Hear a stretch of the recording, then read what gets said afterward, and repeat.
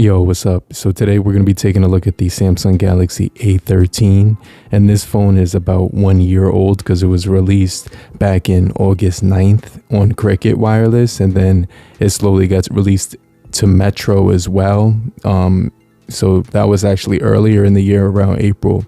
So the earliest that it was available was in April of 2022, but I got it back in like May or something like that. So it's a pretty sweet phone when it comes to the overall value.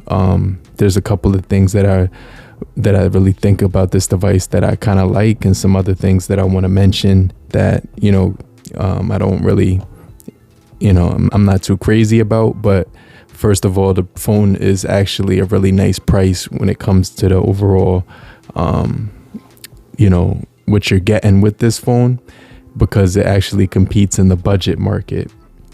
So this phone is actually going to be on sale right now, $168. I'll make sure I leave a link down below for the unlock model. And this version is going to have 32 gigabytes of RAM inside of here. It's also going to have a couple of different cameras. The main one is going to be in the center. You're also going to get a wide angle above it and a macro camera as well right here, and then you're going to get the portrait camera, so you get 4 cameras on here, which is really nice. You also do get an Infinity V HD display, so you're getting that V notch on this device, and you can get it in 2 different models, the 64 or the 32, and it comes in black and it comes in green.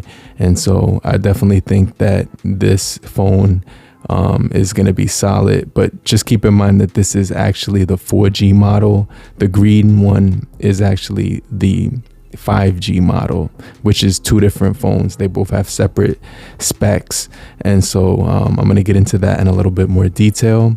But you can expand the storage on here with a micro SD card as well, up to 1 terabyte. So I think that's going to be cool if you want to expand the storage on this thing. You get a side mounted fingerprint sensor on the side. When it comes to the brightness, it does get pretty bright, but it's not going to have the best viewing angles in the entire world. Also, the display is 60 hertz. It's not 90. But when it comes to browsing on social media with this device, for the most part, everything seems to work perfectly fine. Like, I don't have really any issues with it. It does have a single speaker on here, so it's not going to be extremely loud or anything like that. But let's just listen to a clip real quick.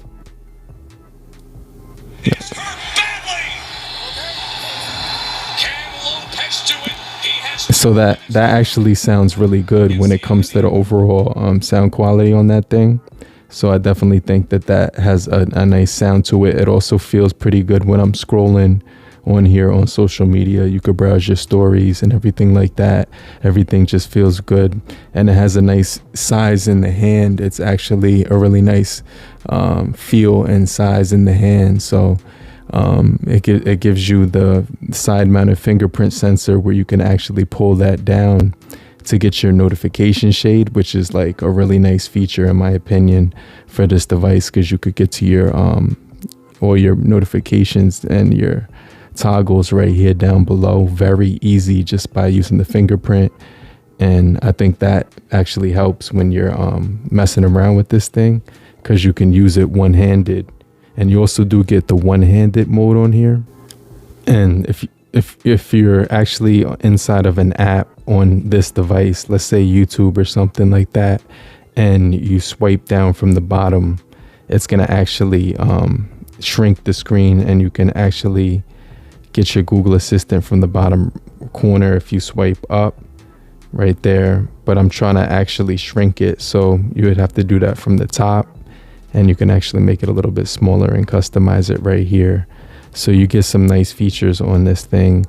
I don't think you get the sidebar, which is actually something that's missing from this device. So if I go into settings right now and I go into display, it's not going to show the sidebar. Like it gives you the navigation bar right here, but you don't actually get the the thing where you could pull out and mess around with different windows and stuff. So this device is limited. It's almost on the bottom end of the spectrum when it comes to the lineup of A series. The only one beneath it is the 03S and the 03.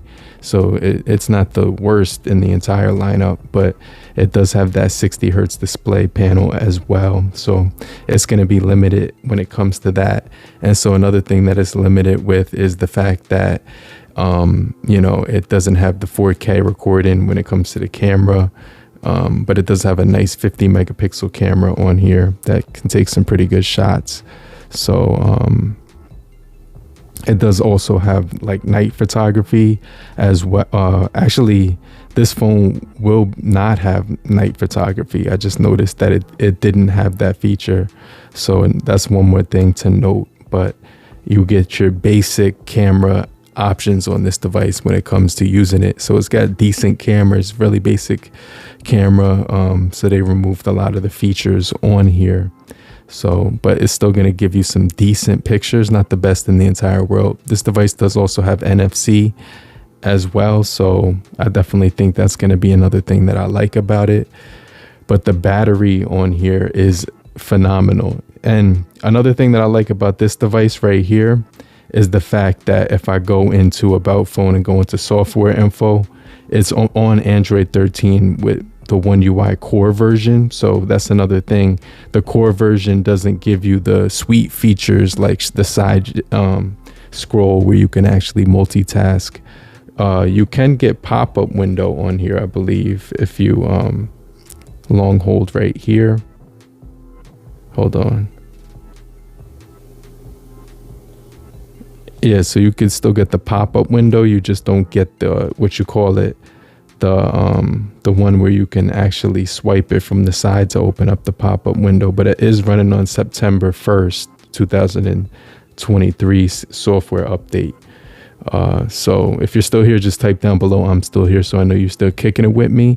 And I just want to remind you to hit the like button so we can get this video out to more people. But I'm going to be talking about the game and performance a little bit more detail. And so the reality is that this device, although you're going to be paying about $200, it does actually let you game. And so the reality is the compromise is the features you're missing out on, which is like, you're not getting you're just getting everything that you need. You get NFC, you get a good gaming chip on here for, like you could definitely game on here. It's very clean and stuff like that. So it just feels like a really nice experience. They actually took out the gaming mode on this device, which I noticed that they did take that off to make it more bare bone with the core version. But this thing games very well. It has a MediaTek Helio G80, which is actually really good compared to other phones that offer this price value. So it's still capable of gaming. It also will get Android 14, so it's going to be getting software support and stuff like that. And the fact that it will sort of get slow from time to time, it just depends if you have the 3 gigabytes or the 4 gigabyte or maybe the 6 gigabyte model of this phone.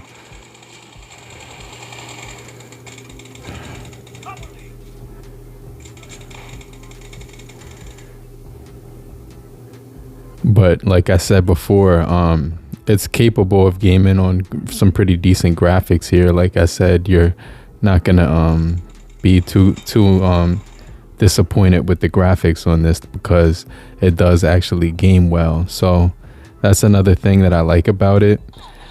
It does have some pretty decent multitasking on this thing. If I go into like the settings right here, one of the things you're going to notice if I go into battery care and battery storage and I go into memory, one of the things that the memory, even though it's the core version, it does let you extend the RAM to 4 gigabytes, and you'd have to reset the device so it can actually be a little bit quicker. You could clean it up, but you do have to keep this phone with a SD card so that you can save space while taking pictures of videos. Otherwise, the memory will get eaten up really quickly. And you can also move your apps to the SD card or whatever if you put a SD card in here. But it has Android Auto, which is actually pretty cool too. If you go into storage right here, you'd have to change it from the SD to the internal storage, and you can see they have that option right here. So you have the I actually do have a SD card in here, so I can move some of my apps to my SD card, which is kind of cool about this device. So I actually forgot I put a SD card in here, so you can free up some of the space like from your internal storage when you're using this phone. So I think that's another solid thing. But I'm gonna wrap up the video. I definitely think that when it comes to the performance for the money, it's a solid phone. It also has pretty good software support, and it has a lot of storage when it comes to moving it to the SD card, and you can optimize the RAM on here as well, which is going to save space. It's a lightweight phone. It has really good battery. It's also got the headphone jack on this thing too, and it charges at about 15 watts. So it's going to be a solid phone if you're looking for a quick alternative. Like maybe you broke your expensive phone and you're sick of spending $1,000 on phones every year. You could pick this thing up and you'll be pretty content, because you could just make your phone calls, browse social media, search the web, you know what I mean, and phone calls, text majority of the time, watch videos and listen to music. So this is a really good phone for that. But hopefully you guys did find this video helpful. If you did, make sure you hit the like button. I just want to remind you to type "I'm still here," so I know you're still kicking it with me. And I'll check you guys later. I'll get right back with you later, crew. Peace.